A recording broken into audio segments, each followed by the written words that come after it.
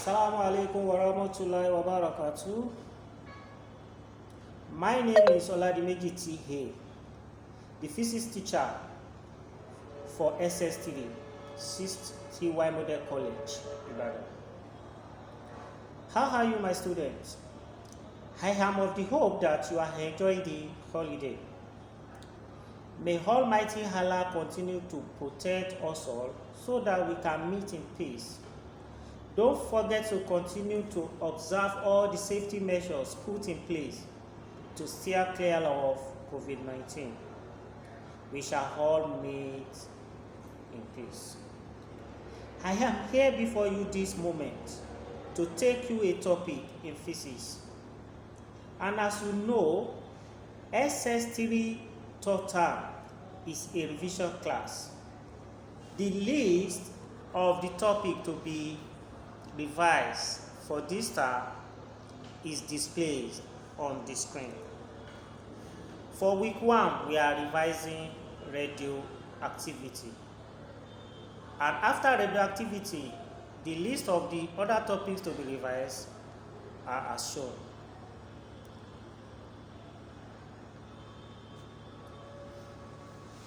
Now back to business. Radioactivity.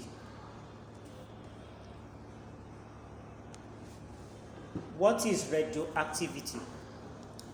Radioactivity is the spontaneous emission of radiation by an unstable radioactive element to attain stable nuclei.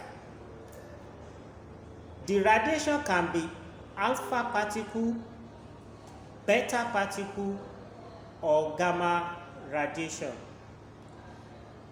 And radioactivity can be natural or artificial.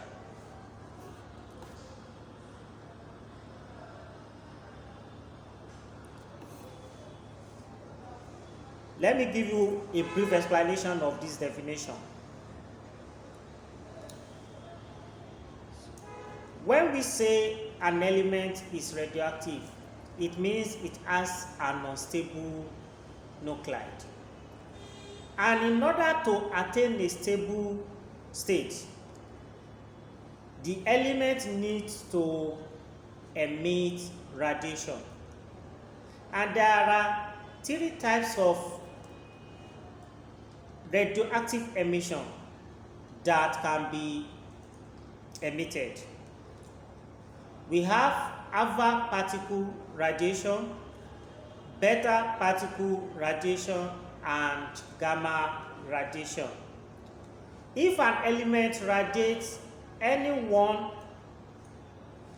or more of the 3 types of radiation, it is going to attain stable nuclide. Radioactivity can be natural or induced. And induced radioactivity is what we call artificial radioactivity. Now let's look at the 3 types of radiation a radioactive element can emit one by one. Alpha particle radiation. When an element radiates alpha particle radiation to attain stable nuclide,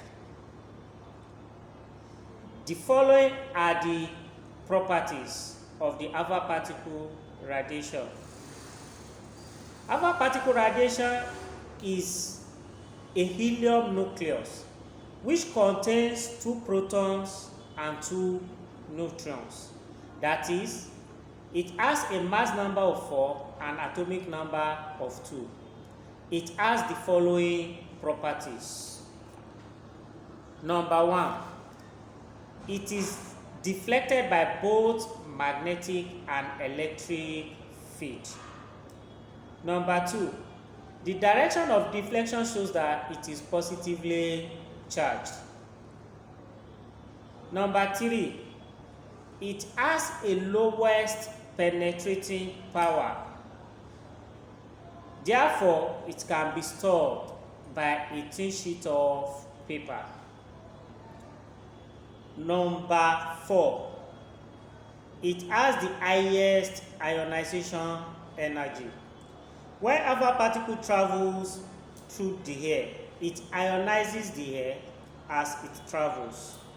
So out of the 3 types of radiation, ionization energy of the alpha particle is the highest. Number 5, it moves with a velocity of light, which is 3 times 10 raised to power 8 meter per second.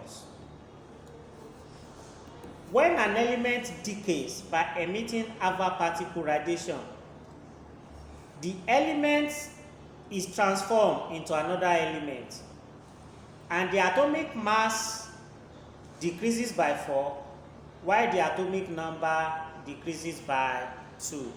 For example, let's look at element X of atomic number Z and mass number A as shown in the equation below.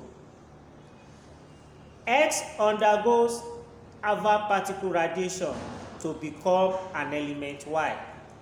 And as you can see, the atomic number of X is reduced by 2, while its atomic mass is reduced by 4 to form new atomic number and atomic mass for Y, respectively. And alpha particle is represented by the helium nucleus. Then an energy is released during the radiation. A typical example of an element which undergo alpha particle radiation is radium-226. Radium-226 has atomic number 88 and atomic mass 226. When it emits alpha particle, it becomes random-222. The atomic number will decrease by 4 from 226 to 222, while the atomic mass will decrease by 4 to become 222 from 226, while the atomic number will be decreased by 2 to go from 88 to 86, and energy will be released. Beta particle radiation. Beta particle radiation is similar to fast moving electron. It has a proton number of -1 and there is no neutron. It has the following properties. 1, it is deflected by both magnetic and electric field. 2, the direction of deflection shows that it is negatively charged. You can see it is going to be deflected in opposite direction to the direction in which the alpha particle will be deflected. Alpha particle is positively charged, while the beta particle is negatively charged. So they are going to be deflected in opposite directions to show that they have opposite charges. Roman figure 3. It has a fairly high penetrating power. It passes through a thin sheet of paper but can be stopped by about 5 mm thick sheet of aluminum. This is telling us that the penetrating power of beta particle is higher than that of alpha particles, but it is lower than that of gamma radiation, which is going to be discussed later. So, a thin sheet of paper that can stop alpha particle cannot stop beta particle. Beta particle radiation will pass through a thin sheet of paper. But to stop a beta particle, we need a sheet of aluminum which is about 5 mm thick. Roman figure 4. It has a lower ionization energy than alpha particle, but its ionization energy is higher than that of gamma particle. Beta particle also moves with a velocity of light, which is 3 times 10 raised to power 8 meter per second. When an element decays by emitting beta particle radiation, the element is transformed into another element, and the atomic mass remains unchanged, while the atomic number increases by 1. For example, look at element X of atomic number Z and mass number A. It emits beta particle radiation to become another element Y. The atomic number has increased by 1, but the mass number remains unchanged. The electron of mass number 0 and atomic number -1 represent the beta particle radiation with a release of energy. A typical example of an element which decays by emitting beta particle radiation is radium-222. Radium-222 decays to form radium-222 by emitting 2 beta particles. So when 2 beta particles is emitted by radium-222, its atomic number will be decreased by 2, while its atomic mass will remain unchanged. When radium decays by emitting 2 beta particles, its atomic number will be increased by 2 because it emits 2 beta particles, while its mass number remains unchanged. As you can see in the equation, radium decays from 2286 radium to become 2288 radium with a release of energy. Let's move to the third type of radiation, which is gamma radiation. The first thing I want you to take notes here is that there is no particle in this name. We cannot call gamma radiation a particle radiation because it is not a particle. Only alpha particle and beta particle radiations are particle radiations. Gamma is not a particle radiation, it's just a radiation. It's an electromagnetic radiation. So gamma radiation is an electromagnetic wave radiation in form of photon energy. It has the following properties. It is not deflected by both magnetic and electric fields because it has no charge. 2, it is neutral, that is, it has no charge. 3, it has the highest penetrating power. It can only be stopped by thick lead block or concrete block. This means that gamma radiation will pass through a sheet of paper, a sheet of aluminum foil, but it can only be stopped by a thick lead block or concrete block. It has no ionization energy because it has no charge. It also moves with a velocity of light, which is 3 times 10 raised to 8 meter per second, because it's a form of electromagnetic wave radiation.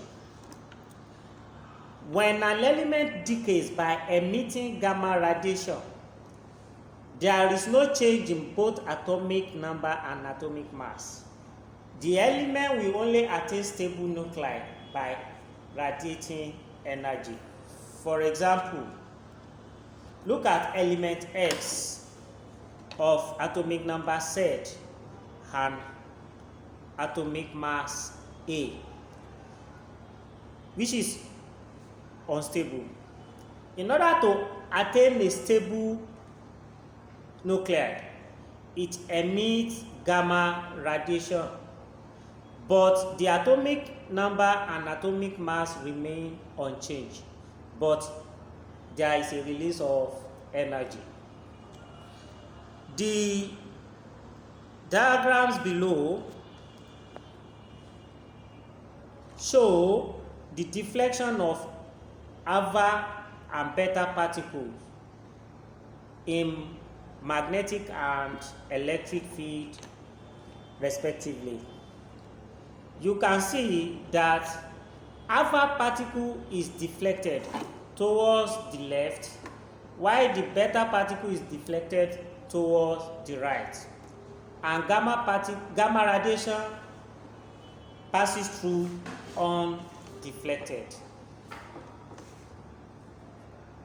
From the diagram, we can see that the direction of deflection of alpha and beta particles are opposite to each other. That shows that they carry opposite charges.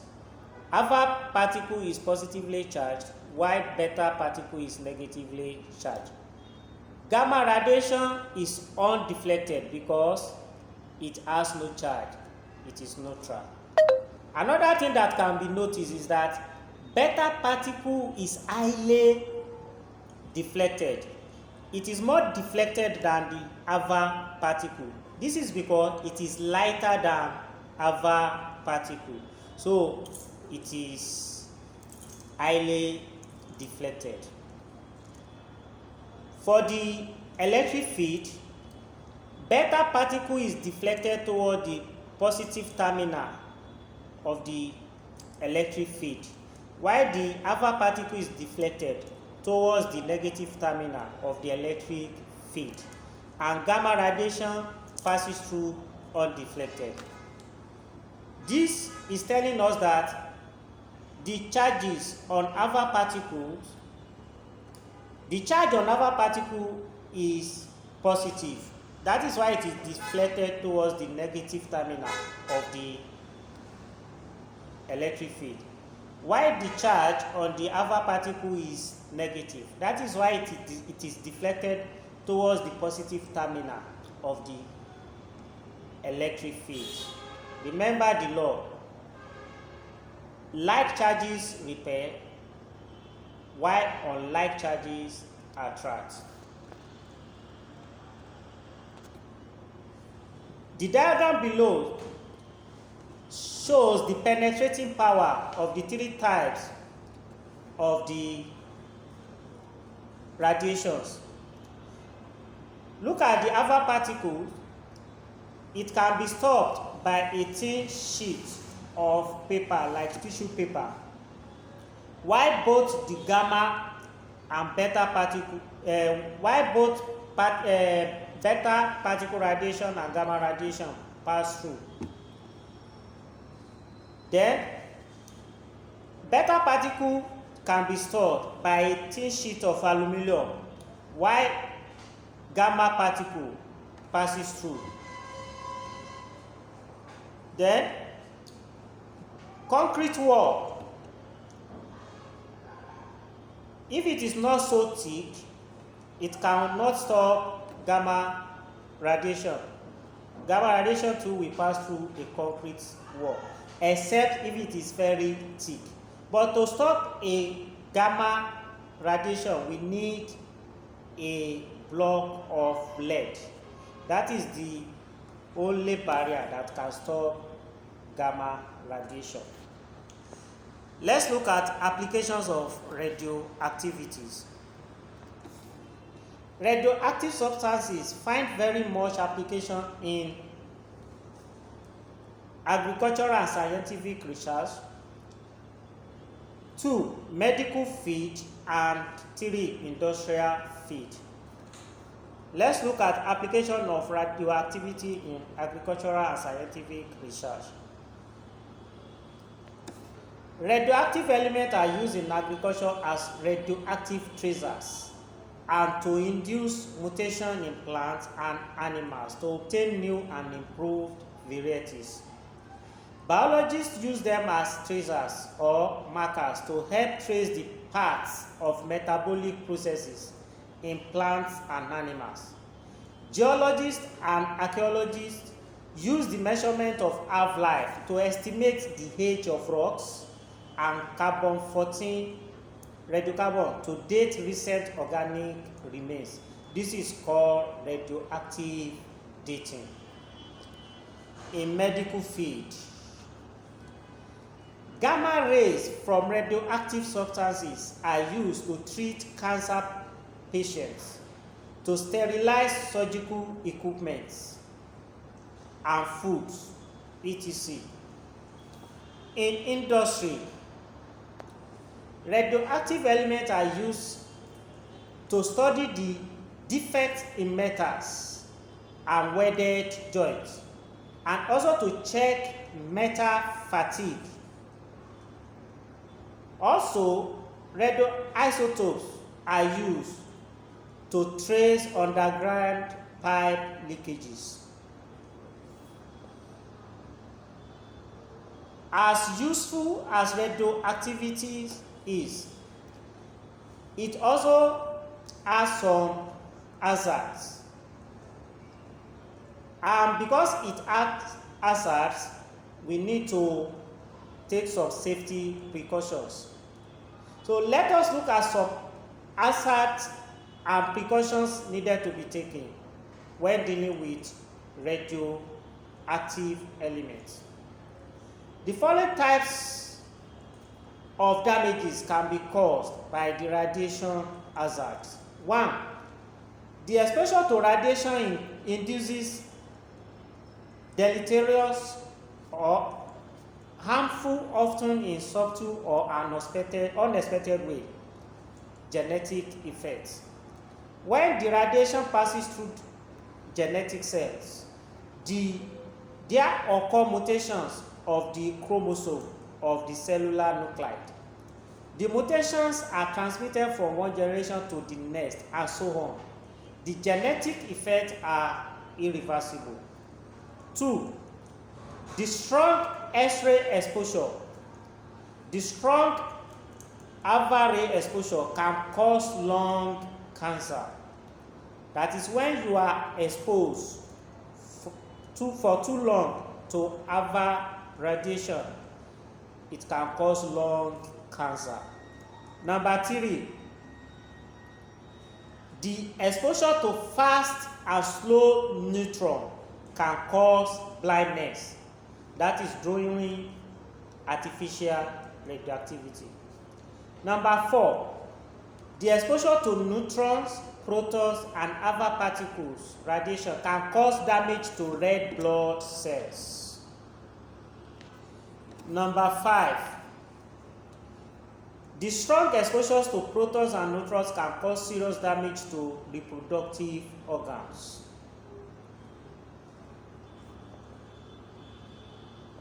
In order to prevent the hazard mentioned above, the following safety precautions are to be taken. 1. The radioisotopes should be transferred in thick wall lead containers and kept in rooms with thick walls of lead. Number 2, the radioisotopes are handled with the help of remote control devices. Number 3, the workers are asked to wear lead aprons. Number 4, the radioactive contamination of the working area is avoided at all costs. Number 5, nuclear explosions should be carried out far away from the public area.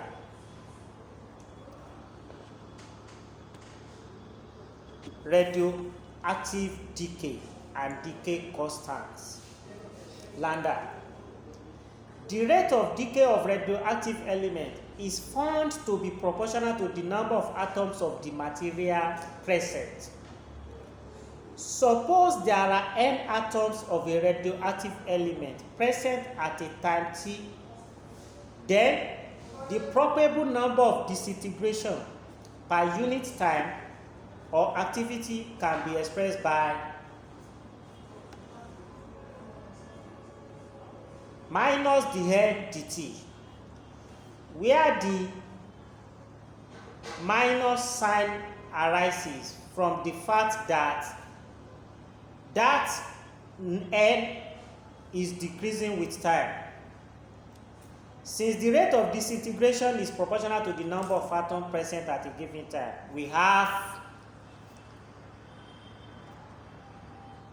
minus the n dt is proportional to n, or the n dt is equal to minus lambda n, where lambda is a constant of proportionality called the decay constant of the element. From the above equation, we have lambda is equal to minus 1 over n the n dt. Hence, decay constant is defined as the instantaneous rate of decay per unit atom of a substance, or the number of atoms disintegrating per second per number of atoms in the source of the at the time. Also, by interpreting the first equation using calculus, we have n is equal to n naught E minus lambda t, where n naught is the number of atoms present at time t is equal to 0.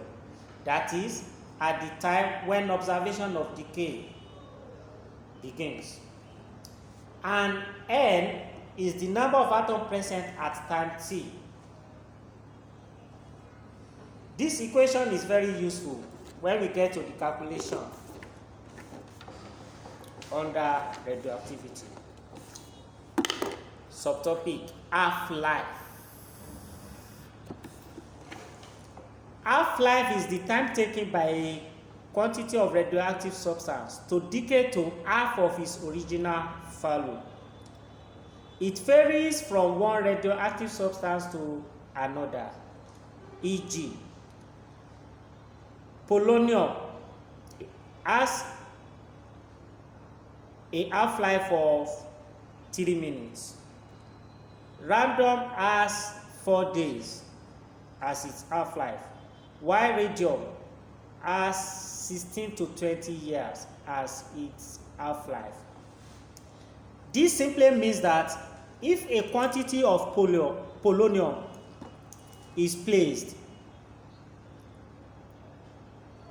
it's going to take 3 minutes for the polonium sample to decay to half of its original value. If it were random sample, it will take 4 days for random sample to decay to half of its original sample.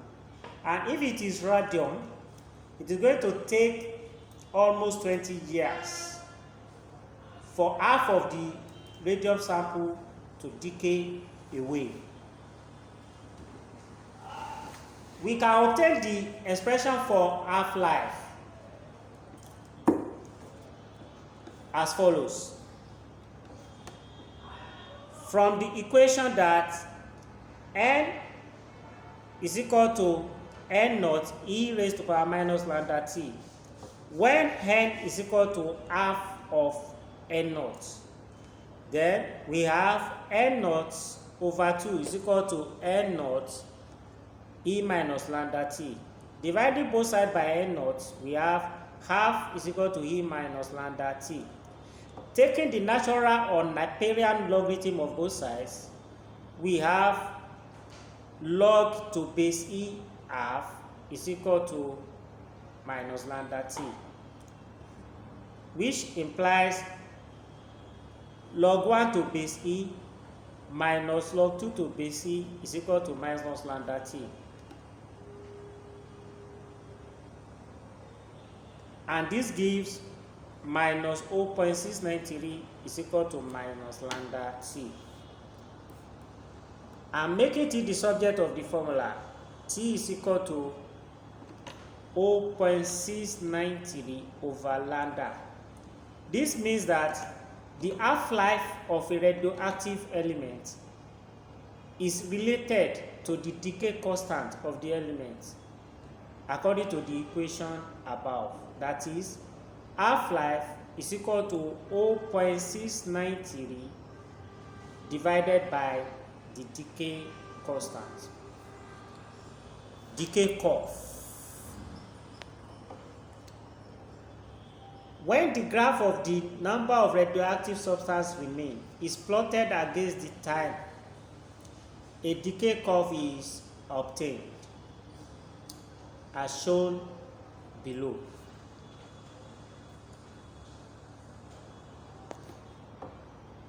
The number of radioactive elements remains at a particular time is plotted against the time.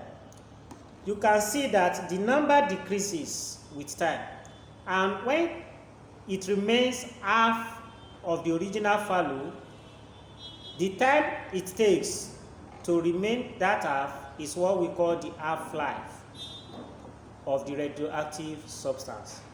After another half-life, it's going to remain a quarter of the original value. After another half-life, it's going to remain 1/8 of the original value, and so on and so forth.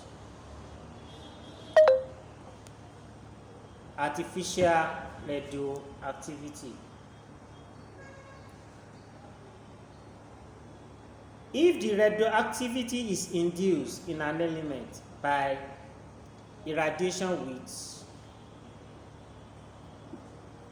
a neutron, the process is known as artificial radioactivity. Radioactivity can be induced through any of the following processes. 1. Transmutation.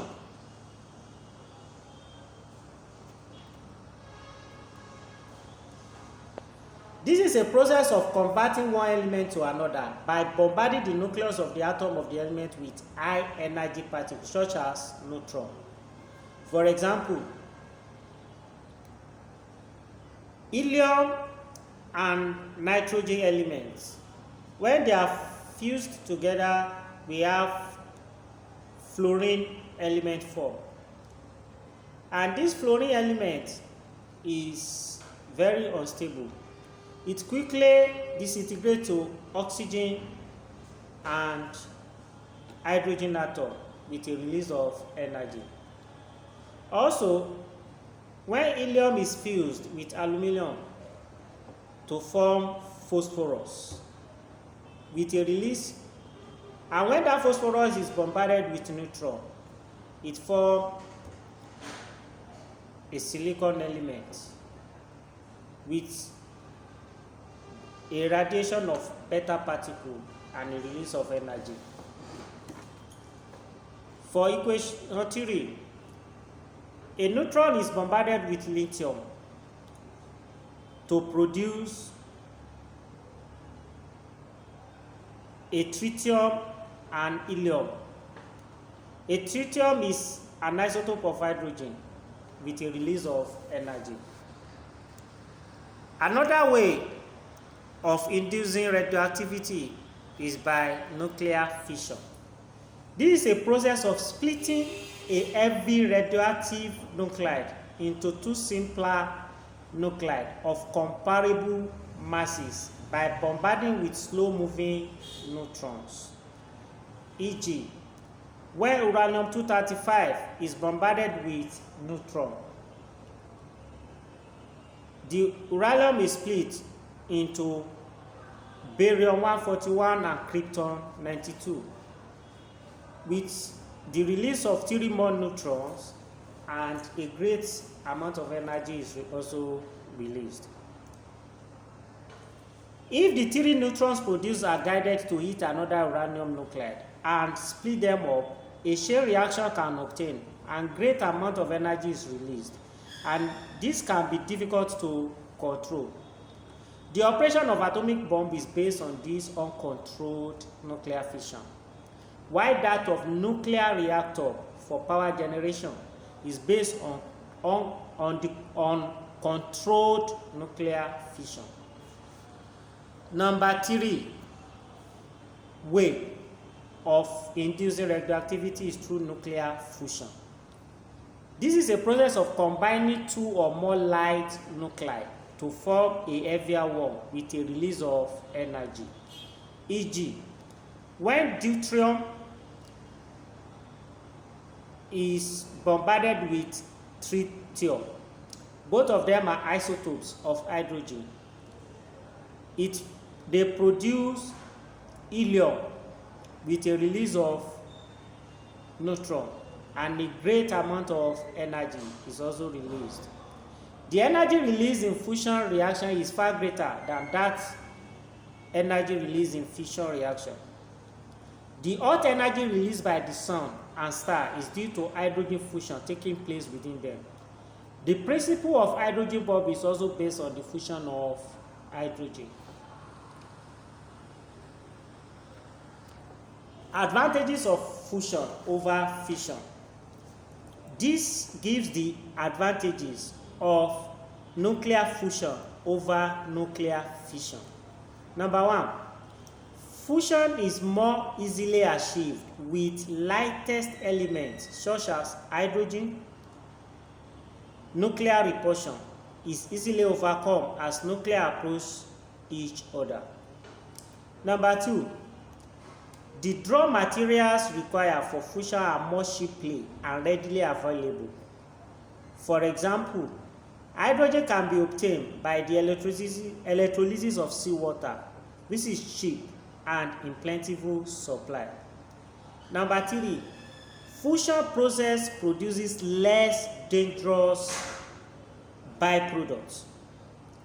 Number four, there is no upper limit to the mass of hydrogen that can be exploded in a nuclear fusion process. So, very large energy can be obtained. Nuclear fusion has been used in the hydrogen bomb. Binding energy. Nucleons are protons and neutrons in the nucleus of an atom. Binding energy is the energy required to take all the nucleons apart so that they are totally separated. When separated, it follows that the total mass is often less than the mass of the nucleus.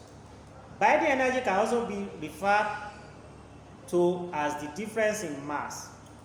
Binding energy is given by the equation below. Binding energy is equal to mass difference of nucleus and nucleus.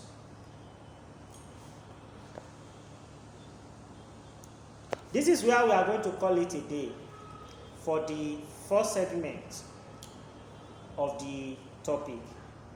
In the next period, we are going to continue with the topic, radioactivity.